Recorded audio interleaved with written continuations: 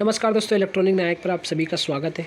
तो यार आज जो मैं वीडियो लाया हूँ एक टीवी के ऊपर लाया हूँ और इसकी जो प्रॉब्लम है मैं आपको बता दूँ। इसमें हमारी जो टीवी है उसकी स्क्रीन लाइट नहीं बन रही, यानी कि पिक्चर टीवी में लाइट नहीं आ रहा, ये इसकी मेन प्रॉब्लम है। ठीक है, तो मैं आपको बता दूँ इसमें इसका बेस भी ख़राब था तो हमने वो भी चेंज कर दिया, फिर भी ये प्रॉब्लम सोल्व नहीं है। तो इस वीडियो में आपको ये बताऊँ कभी इस तरह की प्रॉब्लम आपके पास आती है तो आपको क्या सोल्यूशन करना चाहिए। ठीक है, देखिए एक बार मैं आपको इसे बोर्ड में लगाकर चेक करवा देता हूँ। ये इसकी मेन कार्ड और इसे लगाते हैं हम बोर्ड में। देखिए इसमें इंडिकेटर लाइट आ चुकी है। एक मिनट मैं आपको थोड़ा अच्छे से दिखाता हूँ। ये देखिए, और मैं इसका पावर बटन दबाता हूँ। देखिए HD आवाज़ कर रही है, यानी हमारी जो टीवी है वो चालू हो चुकी है, पर इसमें कोई स्क्रीन लाइट नहीं बन रही है। ठीक है, तो मैं आपको एक बार बता दूँ, मैं इसकी स्क्रीन लाइट भी बढ़ाकर आपको दिखा देता हूँ। आपको लगे ना कि कोई मैं चीट कर रहा हूँ या फ्रॉड वीडियो। तो देखिए मैं आपके सामने इसको फुल कर देता हूँ दोनों को। ये देखिए कोई स्क्रीन लाइट नहीं बन रही। ठीक है, तो इस वीडियो में आपको ये बताऊंगा आप इसके किस तरह से आप रिपेयर कर सकते हो। तो इसे हम बंद कर देते हैं अभी, और मोबाइल को हम एक जगह व्यवस्थित रख देते हैं।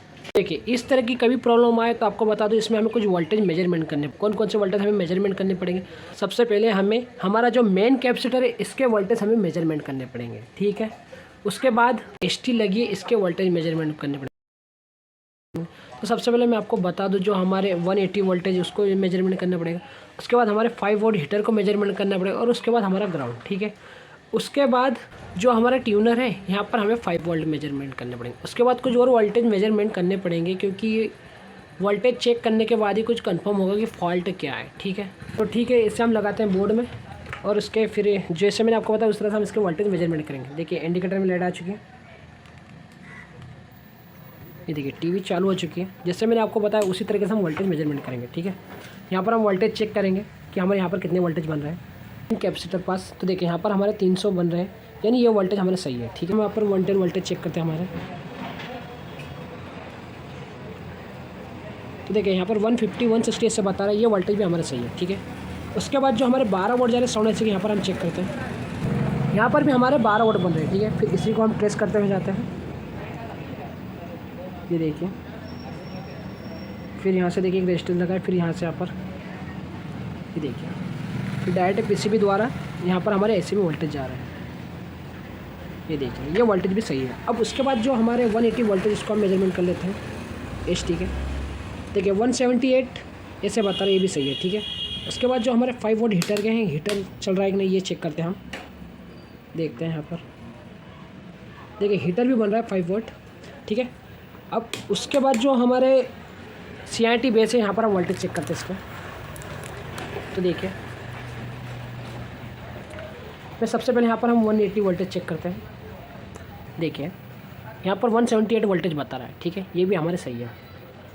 और इसके बाद हम डायरेक्टली यहाँ पर हमारे जो हीटर के वोल्टेज उसको हम चेक करते हैं कि हीटर वोल्टेज यहाँ पर हमारे बन रहे कि नहीं बन रहे। ठीक है, तो हम यहाँ पर देखिए इसके बीच की जो प्रोब है यहाँ पर चेक करते हैं। तो देखिए यहाँ पर कोई वोल्टेज नहीं बता रहा। ठीक है, तो उसके बाद हम डायरेक्ट यहाँ पर बेस पर भी चेक करते हैं। ये देखिए, यानी कि हमारी जो बेस है यहाँ पर वोल्टेज हमारे हीटर के जो 5 वोल्ट है वो नहीं पहुँच रहे। ठीक है, तो इसमें हो सकता है कि हमारे जो वायर वो ख़राब हो, जो हीटर के लिए 5 वोल्ट जनते हैं, जो हीटर के लिए 5 वोल्ट जाता है वो ख़राब हो, या तो फिर हो सकता है जो हमारा ये रेजिस्टेंस लगा हो ये भी ख़राब हो सकता है कि लोड लेने पर वोल्टेज नहीं बता रहा। तो हम क्या करेंगे, ये वायर लगा कर देखेंगे एक बार। इसे हम बंद करते हैं डायरेक्टली यहाँ से रेजिस्टेंस के पास से जो हमारे हीटर का है, और इसी को डायरेक्ट हम यहाँ पर मार देते हैं हीटर के लिए। ठीक है, मैं जंपर खुदा कर ही मारूंगा क्योंकि हो सकता है इनके कारण कोई प्रॉब्लम हो रही हो। और फिर से चेक करते हैं कि हमारे हीटर के वोल्टेज बन रहे कि नहीं बन रहे। ठीक है, हम इसे एक बार फिर से इसके वोल्टेज चेक करते हैं। मैं पावर बटन दबाता हूँ टीवी का। ये देखिए चालू हो चुकी है, और फिर से हम इसके वोल्टेज मेजरमेंट करते हैं हीटर के कि हमारे हीटर के वोल्टेज आ रहा है कि नहीं आए। तो देखिए 3.8 बता रहा है। ठीक है, और बेस के पास भी देख लेते हैं। देखिए 3.8 बता रहा है।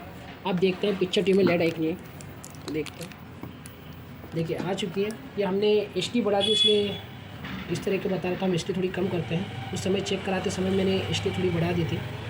तो देखिए ये प्रॉब्लम सोल्व हो चुकी है।